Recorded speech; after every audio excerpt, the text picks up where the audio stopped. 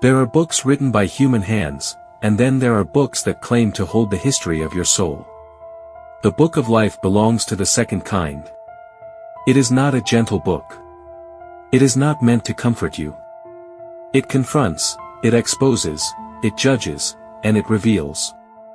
It stands as a ledger where nothing is forgotten, nothing erased, and nothing hidden behind excuses or masks. From its first pages, the text declares a mystery. There is a record of every human being, a cosmic archive, sealed, guarded, and opened only at the appointed time. This record is not stored in a temple, a library, or in the heavens alone. It is stored in you, and about you, written by forces far older than memory itself. The cosmic scribe and the watchers. The book speaks of a keeper, the eternal scribe who marks the deeds of light and the deeds of shadow. Some call it an angel. Some call it a presence. Others call it the conscience, but this book calls it simply, the one who writes.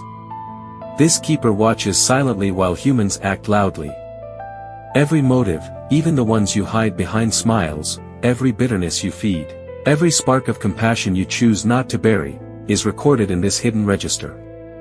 And surrounding the keeper are watchers, beings who observe the unfolding of human life, their ascents into clarity, their descents into corruption, their battles with temptation, their victories over their own darkness.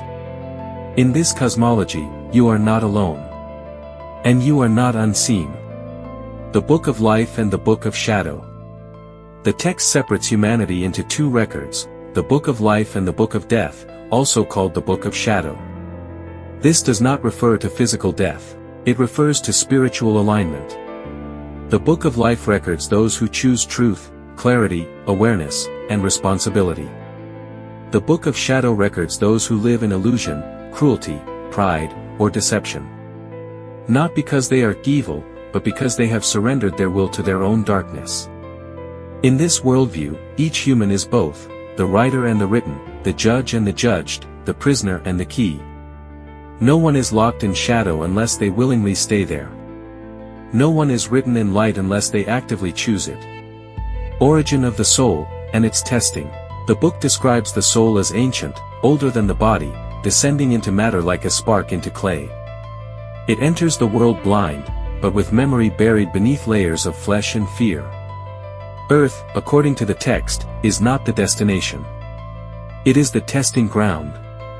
The soul is placed here to confront itself, to meet its shadows, to purify its intentions, and to see whether it desires freedom or illusion. This is why the book insists that every action, even the ones done in secret, echoes through realms beyond sight. Shadows do not disappear because you ignore them, they disappear when you name them. The seals that guard human destiny. The book describes 7 seals placed over the record of each soul. They are not physical seals, they are veils of consciousness, ignorance, desire, fear, pride, violence, deceit, and despair. Only one force can break them, self-awareness. When a human begins to confront their own motives, when they stop blaming the world, when they tell the truth to themselves with trembling honesty, one seal breaks. And each broken seal lets in more light, more clarity, more responsibility, more power.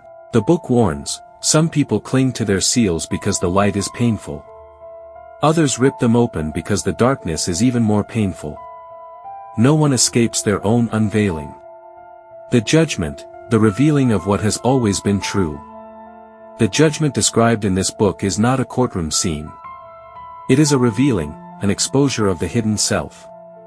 When the book of life is opened, when the book of shadow is placed beside it, what is revealed is not punishment, but alignment. You stand face to face with who you have been creating all along. Your life, your choices, your thoughts, become visible like writing on glass. Your shadows appear beside you like reflections finally given shape. Your light stands on the other side, asking whether you are ready to join it. Humanity calls this judgment. But the text calls it recognition. There is no hiding in this moment. There is no mask, no charm, no spell, no excuse. Only truth. The end and the beginning. The book of life ends with a prophecy, at the final revealing, every soul will walk toward the record they wrote. Not the record they pretended. Not the record they wished. The record they lived. To the ones aligned with light, the book becomes a doorway. To the ones aligned with shadow, it becomes a mirror, one last chance to face what they ran from. But the text ends with a promise: no matter how deep the darkness, no human being is beyond rewriting. As long as you breathe, the ink is still wet. The book of life is not a weapon. It is a warning. And a calling. And a map. It whispers, know yourself. Or your shadow will know you first.